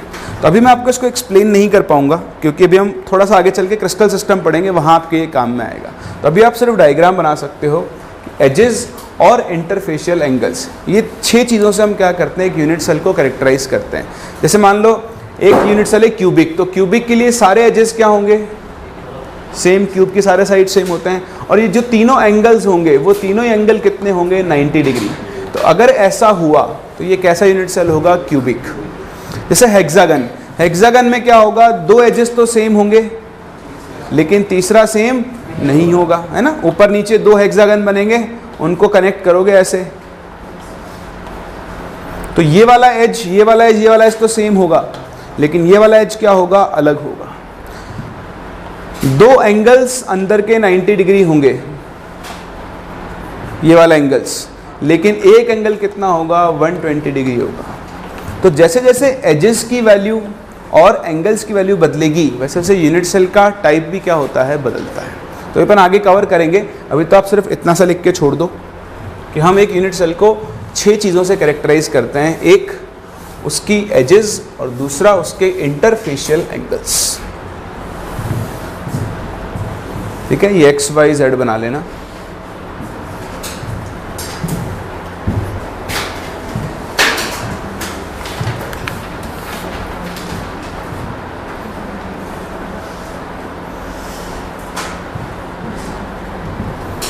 थोड़ा सा जल्दी लिखो आप, समय नहीं बचा अपने पास इसलिए, और मुझे टॉपिक कवर करना है पूरा। ठीक है, लिख लेना। चलो देखो, अभी टाइम दे दूंगा मैं आपको आगे। ये प्रॉपर्टीज़ हैं एंगल्स, कौन कौन सा एंगल किस किस के बीच में, जो हमने डिस्कस कर ही लिया है। ठीक है, तो देखो dimensions along the edges A B C होते हैं, एंगल्स अल्फा बीटा गामा होते हैं, और हर यूनिट सेल के लिए ए बी सी और अल्फा बीटा गामा में एक रिलेशन होता है जिससे आपके क्रिस्टल सिस्टम जनरेट होते हैं। तो सब क्या होता है ये मैं आपसे थोड़ी देर बाद डिस्कस करूंगा। ठीक, चलो नेक्स्ट हम मूव करते हैं टाइप्स ऑफ यूनिट सेल के ऊपर। तो overall 4 type of unit cell आपको पढ़ने होते हैं, जिसमें पहला है प्रिमिटिव। प्रिमिटिव बोलते हैं इसको, सिंपल यूनिट सेल भी बोलते हैं। इन जनरल प्रिमिटिव वर्ड ज़्यादा अच्छा है तो आपको यूज़ करना चाहिए। देखो प्रिमिटिव यूनिट सेल क्या होता है, जैसे मैंने आपको सिखाया, जब आप क्रिस्टल बनाओगे तो आप पार्टिकल्स को ऐसे अरेंज करना शुरू करोगे। तो मैं इनको एटम्स मान के चल रहा हूँ। अगर किसी यूनिट सेल में एटम्स सारे कॉर्नर्स पर प्रेजेंट है, सिर्फ और सिर्फ किस पर प्रेजेंट है, कॉर्नर्स पर। जैसे मैं क्यूबिक यूनिट सेल का एग्जांपल ले रहा हूँ आपके सामने, ये क्यूबिक यूनिट सेल है। तो इसमें क्या हो, अगर एटम्स कहाँ कहाँ प्रेजेंट हो, कॉर्नर्स पर, सिर्फ और सिर्फ कॉर्नर्स पर, ऐसे यूनिट सेल को हम कौन सा यूनिट सेल बोलते हैं, क्यूबिक यूनिट सेल बोलते हैं। तो ऐसा यूनिट सेल जिसमें atoms are present only at the corner position of the unit cell, उन्हें हम क्या बोलते हैं, प्रिमिटिव यूनिट सेल बोलते हैं। हमारे सिलेबस में क्यूबिक यूनिट सेल है, हम उसी को काम मिलेंगे। कुछ काम की चीज़ें ध्यान से सुनना। बात नंबर 1, ये सारे एटम्स एक दूसरे को टच कर रहे होते हैं। क्या कर रहे होते हैं, हम दिखाने के लिए इनको दूर लिखते हैं, लेकिन ये सब के सब क्या कर रहे हैं, एक दूसरे को टच कर रहे हैं। ठीक, दूसरा, जैसे मैंने आपको बताया, एक यूनिट सेल कभी भी अकेला एग्जिस्ट, तो इसके चारों तरफ और भी यूनिट सेल्स होंगे। क्या आप मुझे बता सकते हो इस एक यूनिट सेल में इस एक एटम का कितना पार्ट आ रहा होगा, 1/8 पार्ट आता है। कैसे, आप देखो इसकी तरफ अरेंज करना शुरू करो, तो देखो एक यूनिट सेल इसके साइड में होगा, ऐसा होगा, एक यूनिट सेल इसके आगे भी होगा ऐसा, फिर एक उसके पड़ोस में और होगा ये, तो चार यूनिट सेल एक प्लेन में आ गए। ऐसे ही 4 यूनिट सेल कहाँ पर होंगे बताओ, इसके ऊपर भी होंगे। तो बताओ ये एक अकेला एटम कितने यूनिट सेल्स का पार्ट है, 8 है। अगर ये 8 यूनिट सेल का पार्ट है, मतलब 8 यूनिट सेल के अंदर एक एटम होता है इफेक्टिवली। तो बताओ एक एटम कितने यूनिट सेल में हो, सॉरी एक यूनिट सेल में कितना एटम होगा, 1/8। तो आप ध्यान रखें, कॉर्नर पोजीशन वाले एटम का यूनिट सेल में कितना कंट्रीब्यूशन होता है, 1/8 कंट्रीब्यूशन होता है। समझ में आ रही है बात। तो ये आपके पास होती है primitive unit cell, only 1/8 part of each corner atom is inside the unit cell. ठीक, तीसरा, जैसे मैंने आपको बताया, सारे एटम्स क्या कर रहे होते हैं, एक दूसरे को टच कर रहे होते हैं। शायद आपको ठीक से दिखेगा नहीं, कलर इसका ऐसा ही हो चुका है, तो मैं आपको बना के दिखा देता हूँ। यहाँ पर देखो, मान लो ये एक एटम है, ये दूसरा एटम है, इसका पीछे वाला तीसरा एटम है, और ये 4th एटम है इसी लेयर का। ऐसे सेम ऐसे ही आप जो दूसरे एटम्स होंगे,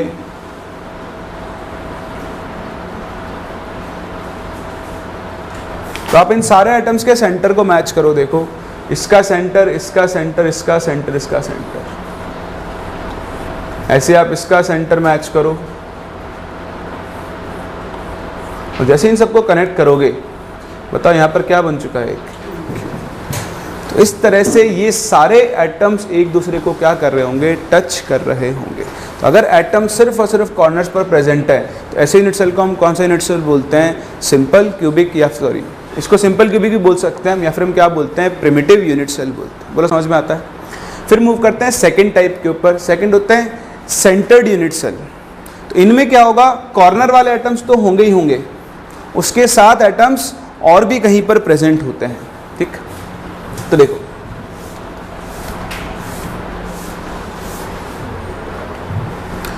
बॉडी सेंटर्ड, इसमें क्या होगा, मैं वही फिर से क्यूब का ही एग्जांपल ले रहा हूँ।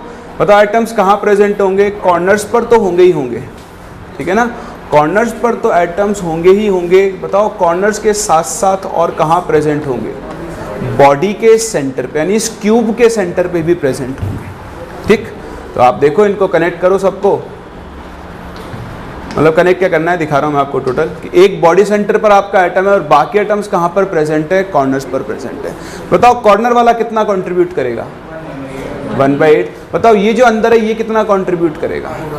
तो जो बॉडी सेंटर वाला एटम होता है पूरा पूरा कहाँ पर होता है, इनसाइड द यूनिट सेल होता है। ठीक, तो बॉडी सेंटर्ड की डेफिनेशन क्या हुई, जब कॉन्स्टिट्यूएंट पार्टिकल्स कॉर्नर पर भी प्रेजेंट है और साथ साथ कहाँ प्रेजेंट है, बॉडी सेंटर पर भी, ठीक। और हर बॉडी सेंटर एटम क्या होता है, completely inside the unit cell होता है।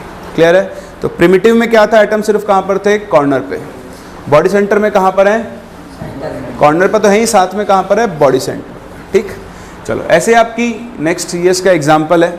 ये 4 एटम्स ऊपर हैं, 4 एटम्स नीचे हैं, बीच में एक एटम है जो बॉडी सेंटर पर बैठा हुआ होगा, है ना। चलो नेक्स्ट आता है फेस सेंटर्ड। अब बताओ फेस सेंटर्ड में क्या होगा, आप खुद ही बताओ। सारे कॉर्नर्स पर होंगे, कॉर्नर्स के अलावा कहाँ पर होंगे, हर फेस के सेंटर पर भी क्या प्रेजेंट होंगे, एटम्स। ये फ्रंट वाले फेस पर, ये बैक वाले फेस पर और ये, ठीक। अब बताओ ये फेस सेंटर वाला एटम इस यूनिट सेल में आधा होगा और इसके पड़ोस वाले यूनिट सेल में कितना होगा, आधा। तो जो फेस सेंटर वाले एटम्स होते हैं वो कितना पार्ट कंट्रीब्यूट करते हैं, हाफ पार्ट कंट्रीब्यूट करते हैं, ठीक है। अभी क्या हम नंबर ऑफ एटम्स निकाल सकते हैं, इसे निकालते हैं 2 मिनट में। बट आप देखो कॉर्नर वाले का 1/8 कंट्रीब्यूशन होता है, फेस वाले का कितना कंट्रीब्यूशन होता है, हाफ। बॉडी सेंटर्ड वाले का क्या होता है, पूरा कंट्रीब्यूशन होता है। तो जब एटम्स कॉर्नर्स के साथ साथ हर फेस के सेंटर पे प्रेजेंट है तो उसे हम कौन सा यूनिट सेल बोलते हैं, फेस सेंटर्ड यूनिट सेल। ये डेफिनेशंस आपके पास, ठीक। कॉर्नर्स पर है, सेंटर पर है और half inside the unit cell होता है। फिर एक और टाइप ऑफ यूनिट सेल होता है आपके पास, ये फेस सेंटर का एग्जाम्पल है, ठीक है। आप ध्यान से देखोगे ना, फेस सेंटर में एक चीज़ आती है, ये हम काम में लेंगे आगे।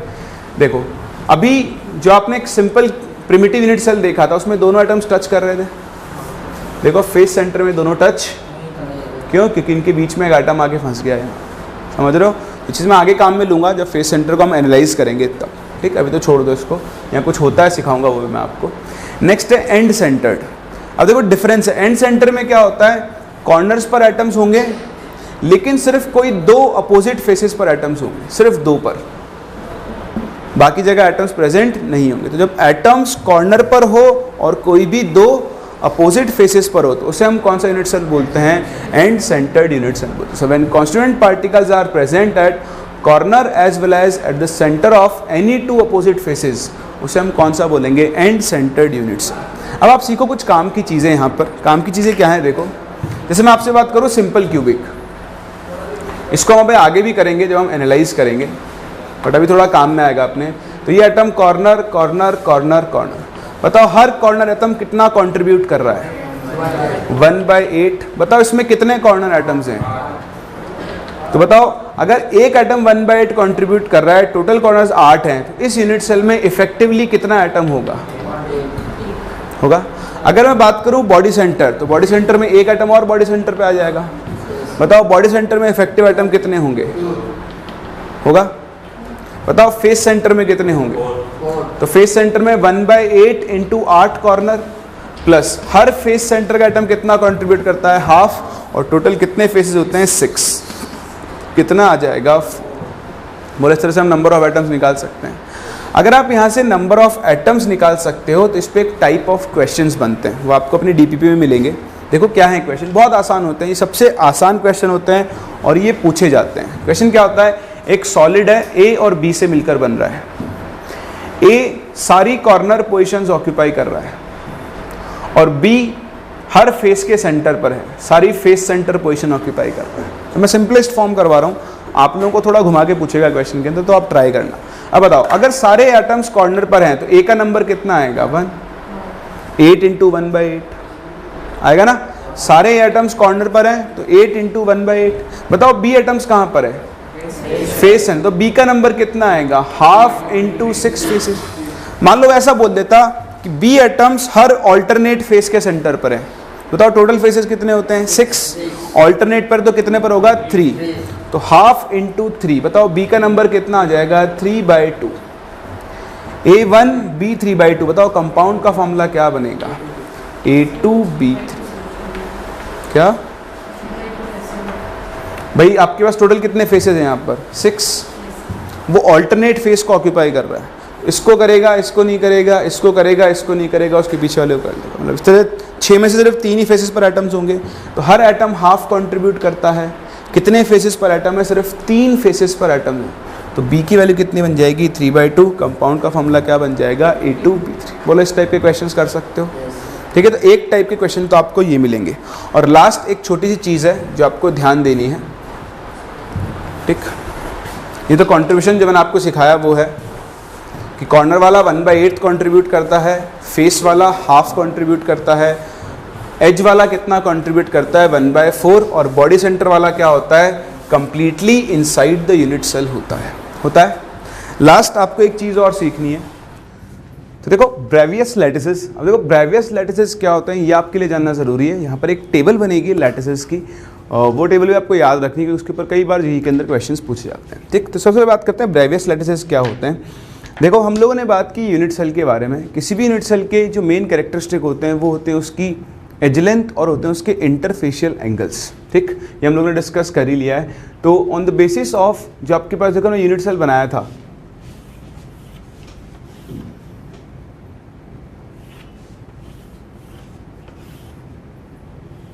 ठीक। तो ये आपके एजेस हो गए मान लो A B C, और इनके बीच में जो एंगल्स हैं अल्फा, बीटा और गामा। तो depending on interfacial angles and edges हमारे पास 7 तरह के क्रिस्टल सिस्टम एग्जिस्ट करते हैं। क्या एग्जिस्ट करते हैं 7 तरह के क्रिस्टल सिस्टम।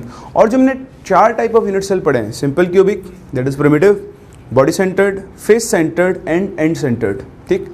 तो इनके हिसाब से क्या होता है 7 क्रिस्टल सिस्टम और 4 यूनिट सेल, इन सबको कंबाइन करके दुनिया में जितने भी टाइप के लैटिसेस एग्जिस्ट करते हैं उन्हें हम कौन से लैटिस बोलते हैं ब्रेवियस लैटिसेस बोलते हैं। तो ओवरऑल आपके पास 14 टाइप्स के लैटिसेस एग्जिस्ट करते हैं जिनको हम किस नाम से जानते हैं ब्रेवियस लैटिसेस के नाम से जानते हैं। तो ध्यान दें depending on edges and interfacial angles there exist 7 types of crystal system, and based on the type of unit cell there exist overall 14 types of lattices। तो 7 तरह के तो क्रिस्टल सिस्टम है और उनके अंदर जितने यूनिट सेल एग्जिस्ट करते हैं उनके हिसाब से टोटल आपके पास 14 टाइप्स ऑफ कौन से लैटिस होते हैं ब्रेवियस लैटिसेस होते हैं। तो ब्रेवियस लैटिस क्या होते हैं पहले तो आप ये ध्यान रखें।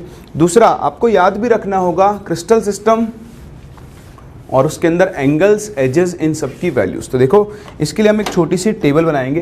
टेबल में हम लोग यहाँ पे क्या रखेंगे, यहाँ पे तो आपका रखेंगे आपके लिए क्रिस्टल सिस्टम का नाम, ठीक। एक ट्रिक सिखाऊंगा मैं, उस ट्रिक को आप ध्यान रखना। यहाँ पर हम बात करेंगे एजेस की कि उस क्रिस्टल सिस्टम में एजेस का क्या रिलेशन है। फिर हम बात करेंगे इंटरफेशियल एंगल्स की,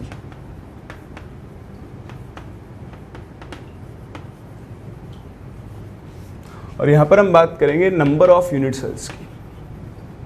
उस क्रिस्टल सिस्टम में कितने यूनिट सेल्स होंगे। तो आपको ज़्यादा कुछ नहीं करना है, एक बहुत सिंपल सी चीज़ याद रखनी है, छोटी सी ट्रिक क्रिस्टल सिस्टम्स को याद रखने के लिए, that is C T O R HMT। क्या याद रखोगे C टोर HMT, ठीक है। यहाँ पर C stands for cubic crystal system, T stands for tetragonal crystal system, ठीक। O stands for orthorhombic, R stands for rhombohedral, ठीक। H stands for hexagonal, M stands for monoclinic. कौन सा crystal system है monoclinic, and T stands for triclinic. तो ये आपके पास total देखो 1 2 3 4 5 6 7, ये है 7 क्रिस्टल सिस्टम। यूनिट सेल नहीं है, क्या है ये क्रिस्टल सिस्टम है। अब इन क्रिस्टल सिस्टम्स के लिए आपको एजेस और एंगल्स के बीच में रिलेशन याद रखना है। देखो इस पैटर्न में अरेंज करने का रीज़न क्या है, अब आपको एक सिंपल ऑर्डर फॉलो करना है। पहले एजेस की बात करते हैं, आप लिखोगे A is equals to B is equals to C, फिर आप रिपीट करोगे A is equals to B not equal to C, फिर आप लिखोगे A not equal to B not equal to C, फिर इसी पैटर्न को एग्जैक्ट वापस रेप्लिकेट कर दो, A is equals to B is equals to C, A is equals to B not equal to C and A not equal to B not equal to C। ये clinic दोनों clinic एक साथ आएंगे तो same pattern follow करेंगे, A not equal to B not equal to C। बोलो बात समझ में आ रही है। ध्यान देना यहाँ पर 2 T हैं, पहले वाला T टेट्रागोनल के लिए है और आखिरी वाला T किसके लिए ट्राइक्लिनिक। तो आप ऐसे याद रख सकते हो दोनों क्लिनिक एक साथ आते हैं, मोनोक्लिनिक एंड ट्राइक्लिनिक। तो ऊपर वाला T हमेशा किसके लिए होगा टेट्रागोनल के लिए होगा। सही है, आगे बढ़ें। चलो आगे बढ़ते हैं, अब बात करते हैं एंगल्स की। तो एंगल्स बड़ा आसान है, पहले 3 में आपको कुछ भी चेंज नहीं करना है। Alpha beta gamma 90 degree, alpha beta gamma 90 degree, alpha beta gamma कितना होगा 90 डिग्री होगा। सिंपल, फर्स्ट 3 में।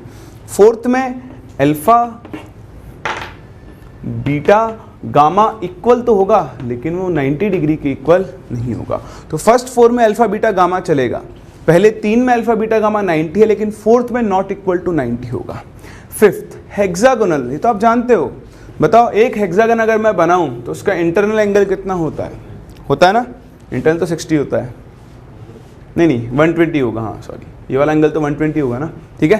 तो एक एंगल क्या होता है आपका 120, जिसमें आप ध्यान दें यहाँ पर आपका अल्फा और गामा होता है 90 डिग्री, सॉरी अल्फा और बीटा, ठीक, और गामा कितना होता है 120 डिग्री। तो आपको कैसे याद रखोगे? हेक्सागोनल, गोनल जी फॉर गामा, ठीक। तो अल्फा बीटा 90 होता है जबकि गामा कितना होता है आपका 120। मोनोक्लिनिक में अल्फा और गामा 90 होते हैं और बीटा जो होता है वो नॉट इक्वल टू 90 होता है। बचा ट्राइक्लिनिक, ट्राइक्लिनिक में ना तो अल्फा बीटा के इक्वल होता है, ना बीटा गामा के इक्वल होता है, ना गामा 90 के इक्वल होता है।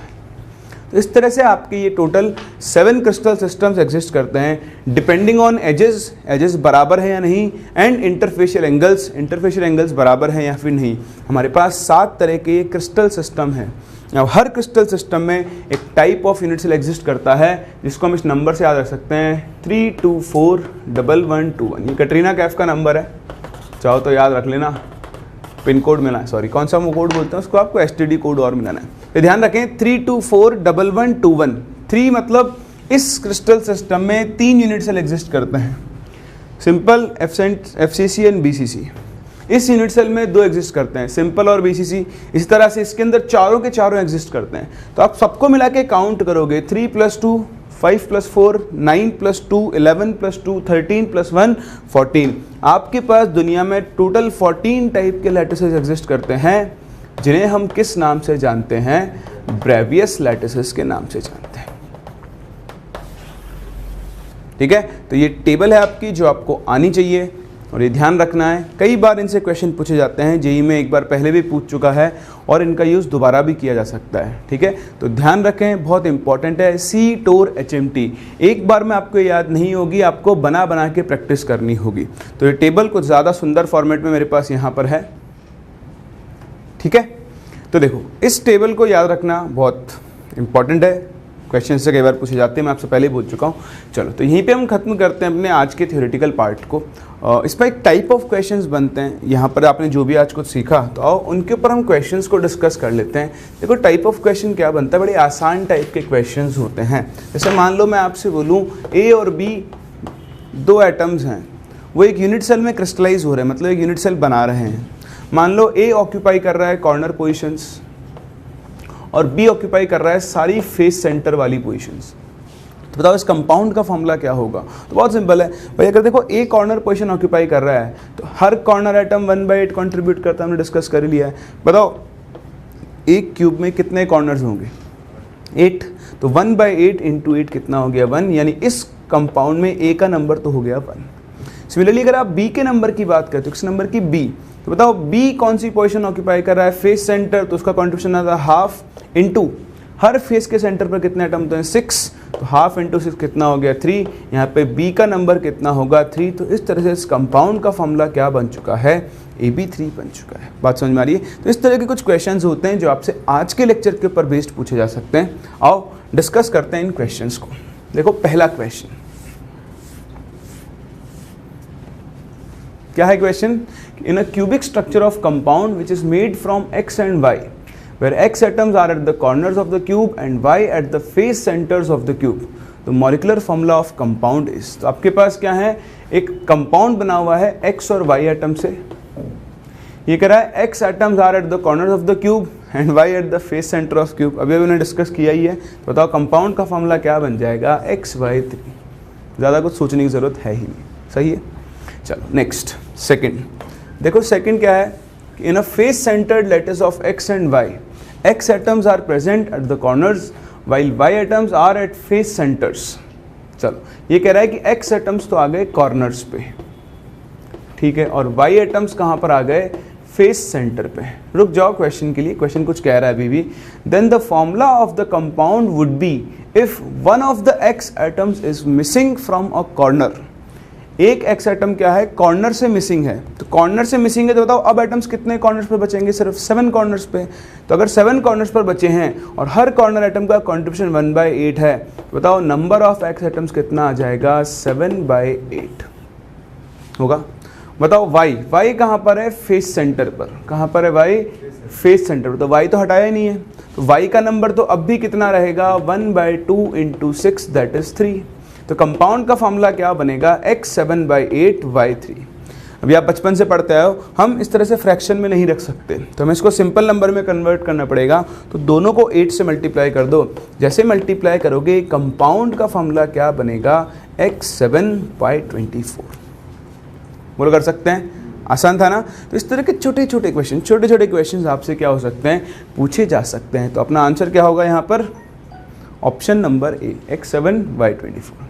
चलो नेक्स्ट क्वेश्चन, ये क्वेश्चन आपके लिए है, फटाफट से ट्राई करो, फिर हम इसे डिस्कस करते हैं।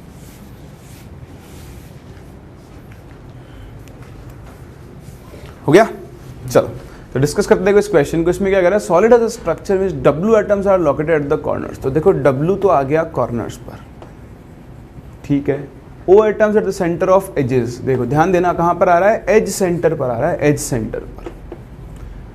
And Na atoms at the center of cube, है ना, सेंटर, बॉडी सेंटर बोल देता हूँ, बॉडी सेंटर ऑफ क्यूब को। तो ये आ गया आपका बॉडी सेंटर पर। तो नंबर निकालो, Na का एटम तो हो गया 1, क्योंकि जो बॉडी सेंटर वाला होगा वो तो पूरा क्या होगा, इनसाइड द क्यूब होगा, ठीक। चलो तो ये तो हो गया सोडियम एटम। उसके अलावा W कहाँ पर आ रहे हैं, सारे कॉर्नर्स पर आ रहे हैं, तो ठीक है, W का नंबर भी कितना आ जाएगा, 1, क्योंकि 1/8 × 8 कॉर्नर्स, W का नंबर हो गया 1। अब बताओ एज सेंटर, एज सेंटर तुमने पढ़ा ही नहीं, कोई बात नहीं पढ़ा तो अब पढ़ लो। देखो ये एटम है, एज के सेंटर पर है। बताओ इस एटम को पूरी तरह कवर करने के लिए कितने क्यूब्स की जरूरत होगी, 4। सिंपल, कैसे, एक क्यूब इधर,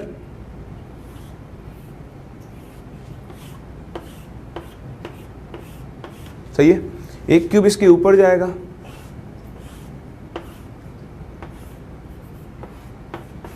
एक क्यूब इसके पड़ोस में आएगा, ठीक है। वो आप बना ही लोगे अब तो देखो इन 4 क्यूब से क्या होगा, ये एटम पूरा कवर हो जाएगा। मतलब अगर ये पूरा एटम 4 क्यूब से कवर हो रहा है तो एक यूनिट सेल में कितना कंट्रीब्यूट कर रहा होगा, 1/4। तो आज के बाद याद रखें, एज सेंटर वाला एटम क्यूब में कितना कंट्रीब्यूट करता है, 1/4 कंट्रीब्यूट करता है।